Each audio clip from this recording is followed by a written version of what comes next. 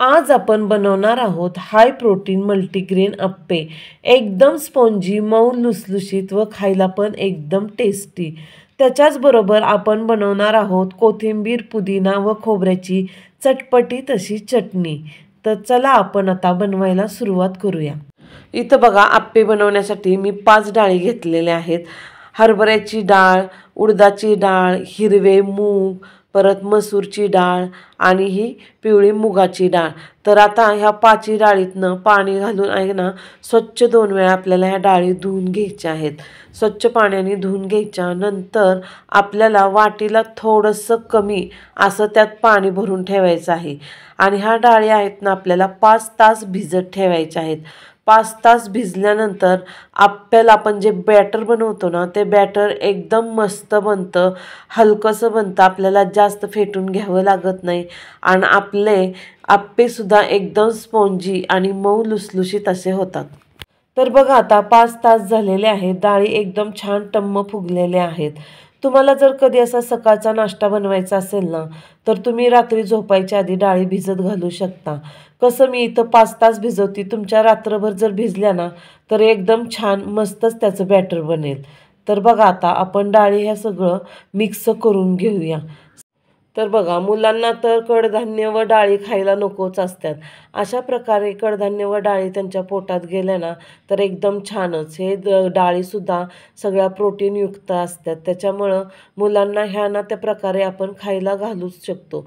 तर बघा, आता याच्यावर मी आहे ना जिरे घातलेले आहेत 1 चमचा, 1 चमचा मीठ घातलेलं आहे।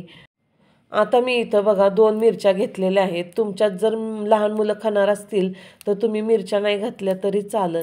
मी इथं 1 इंचाचा अद्रकचा तुकडा घेतलेला आहे, तो साल काढून कट केलेला आहे। 2-3 मी इथं लसणाच्या पाकळ्या घेतलेल्या आहेत, थोडा पुदिना घेतलेला आहे, थोडी कोथिंबीर, दोन्ही मिक्स केलेलं आहे आणि त्याच्यावर मी हे अर्धी वाटी दही घालत आहे।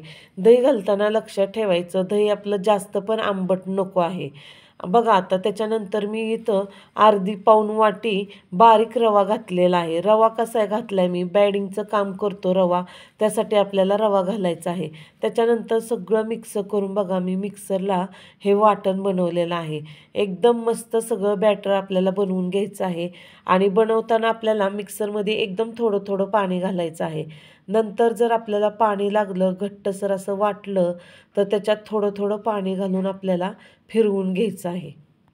आता बघा, आपल्याला हे बॅटर आहे ना 1 तासासाठी साईडला ठेवून द्यायचं आहे झाकून। आणि तुम्हाला जर इन्स्टंट बनवायचं असेल ना, तर काय करायचं, ह्याच्यात सोडा ॲड करायचा। ते पण कसं करायचा ते मी तुम्हाला सांगते।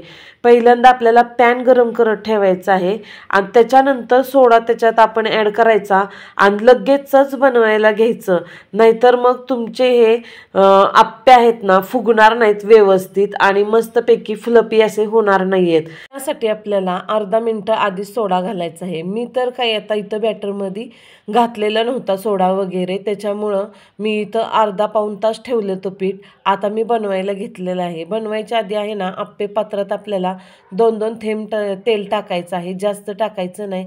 एखाद्या वेळेस नाही घातलं तरी चालतं, तुम्ही 1 घालून बघा, व्यवस्थित पलटी झालं तर बिलकुल तेल नाही घातलं तरी सुद्धा चालतं। अप्पे पात्रात आपण अप्पे घातले ना की गॅसची फ्लेम आपण मीडियम ठेवायची आणि अप्पे घातल्यानंतर 2 मिनिटं असं झाकण ठेवायचं। कोणाकोणाला अप्पे एका साईडनीच भाजलेले आवडतात, एका साईडनी तसेच ठेवतात। तर तुम्हाला एका साईडनी भाजलेले हवे असले ना, तर तुम्ही 2 ते 3 मिनिटं गॅस मीडियम करून त्याच्यावर झाकण ठेवा, म्हणजे आतून शिजून निघतील छान। तर बघा, आता मी इथं दोन्ही साईडनी पलटी करून घेतलेले आहे, दोन्ही साईडनी मी भाजून घेते। मस्तपैकी गोल्डन खरपूस असे भाजून द्यायचे। बघा, इथं तेलाचा पण वापर मी एकदम कमी केलेला आहे। तर बघा, अप्पे दोन्ही साईडनी छान गोल्डन ब्राऊन असे छान मस्त झालेले आहेत। आता आपण चटणी बनवायला घेऊया। इथं बघा, चटणीसाठी मी काय घेतलेलं आहे, इथं चटणीसाठी मी ओलं खोबरं घेतलेलं आहे। त्याची पाट तुम्ही काढली तरी चालेल किंवा नाही काढली तरी चालेल। आणि इथं मी फक्त 1च मिरची घेतलेली आहे, कोथिंबीर घेतली, दही घेतले आणि थोडा पुदिना। तर आपण पहिल्यांदा काय करायचं, खोबरं पटकन बारीक होत नसतं, त्याच्यामुळं पहिल्यांदा खोबरं बारीक करून घ्यायचं। खोबरं बारीक झालं की नंतर बाकीच्या गोष्टी आपण घालायच्या। त्याच्यात आता मी 1 मिरची 4 तुकडे केले, ते घातलं, पुदिना घातला, कोथिंबीर घालायची त्याच्यावर। कोथिंबीर आपल्याला हवी आहे तशी घालायची, कमी जास्त. त्याच्यानंतर बघा आता हे सगळं मी बॅटर बनवलेलं आहे. एकदम मस्त झालेलं आहे आणि खोबरंसुद्धा एकदम छान बारीक झालेलं आहे.